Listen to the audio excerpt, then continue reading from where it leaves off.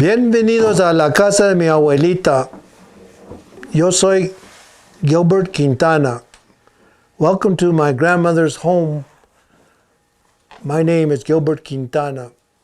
We have lived in this valley for well over 400 years.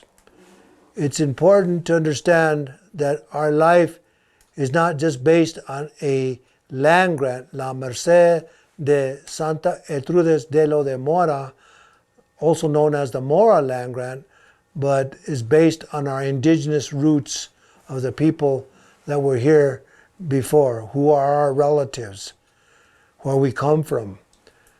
These lands were originally lived on by the Hickory Apache people.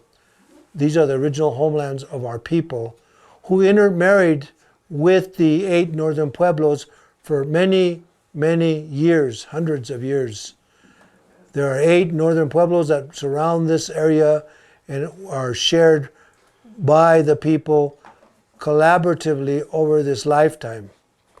In the process of them living here, they brought things to us that we still live and use in our modern day language and culture and food systems, etc.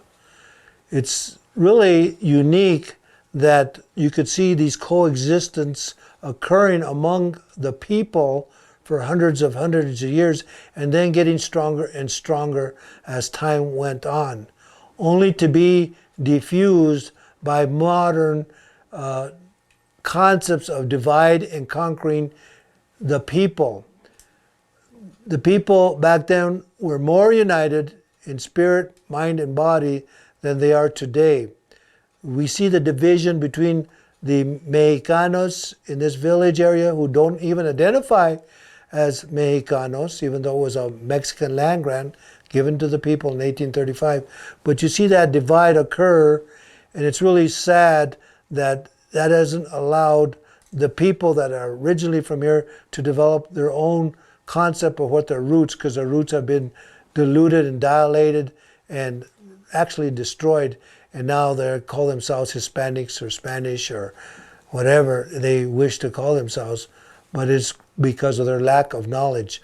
It's also sad to see that there's a split between the native community and the indigenous people here that have their roots tied to those native communities for hundreds and hundreds of years.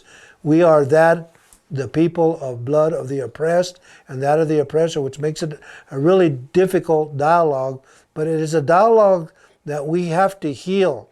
And the Mora Land Grant is part of that dialogue, is part of that healing that has to occur in this community and throughout the greater part of New Mexico, the greater part of this country and the world, because there's this division that exists throughout this world as well.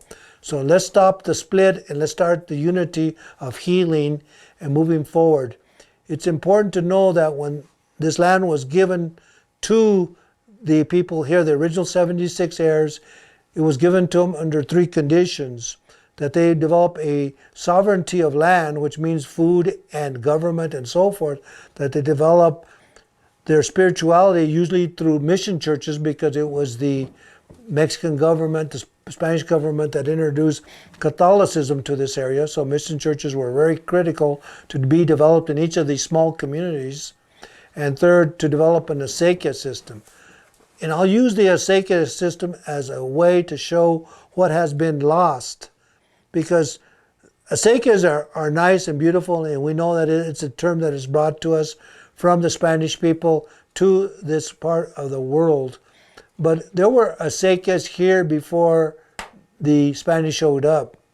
I mean, how do you think we grew blue corn, the mother of all corns, in these semi-arid regions before the coming of these people that were saying that he came in good faith and good hands? So it's really my feeling that if we don't understand the concept of acequias historically, we're not going to even begin to understand how this house, this home, this livelihood here has occurred for over 400 years in this humble adobe home.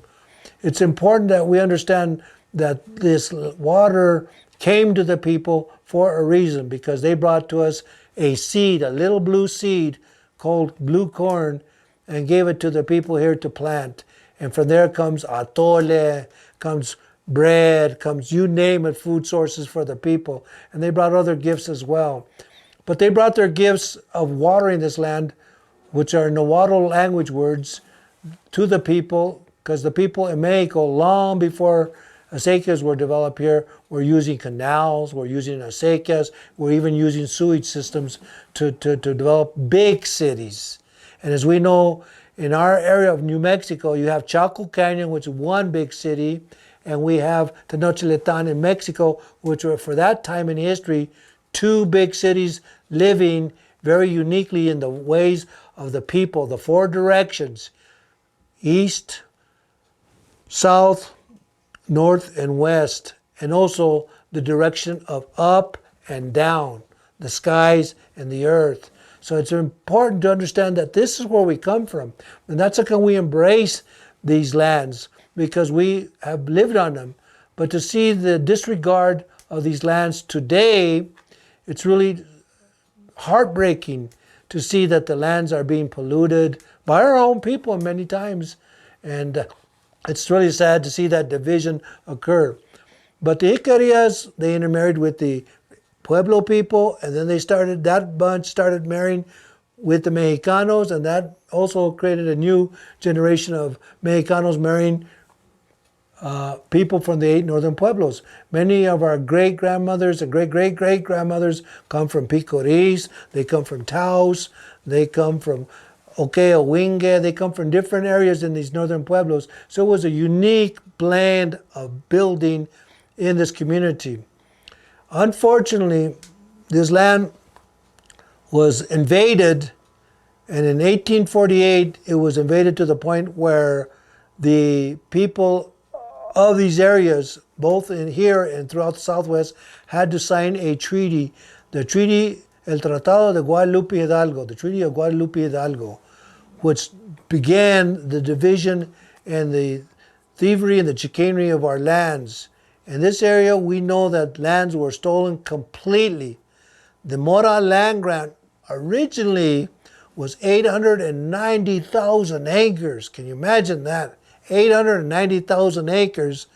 And after the Surveyor General reviews and reports and completion of those surveys, it was dwindled down to 827,000, because there was people that were trying to already stick their hands and divide this land grant more in the land grant process. So consequently, finally, after the final Surveyor General report in the Court of Private Land Claims in 1903, that this land grant, La Merced, was given to the people for 827,000 acres. But by then it had been stripped completely by the thieves of the Santa Fe Ring and some of the other entities that entered, including our own people, bandidos that sell us out, took our land, and now we are a landless land grant. But we are working and asking the government to reinstate and reconstitute the lands that are in public holdings back to the people here, for we can continue those traditions of the past. So it is without any further discussion that we have a long history to go. We could talk about the oral history stories here from the Hickory Apaches. We can move on into the blending of the cultures between us, the Hickoryas, and the Pueblos, and then between the Pueblos, Hickoryas, and the Mexicanos. Talk about the Fort Union days, a military outpost built, as I mentioned earlier, in this land to conquer the indigenous people, and go on from there to see how land has been thieved from the people of this land for many, many years. But we are looking forward for more specific dialogue on these dynamics of the people and how it developed in this area in future sequences and future sessions. Thank you so much, and gracias.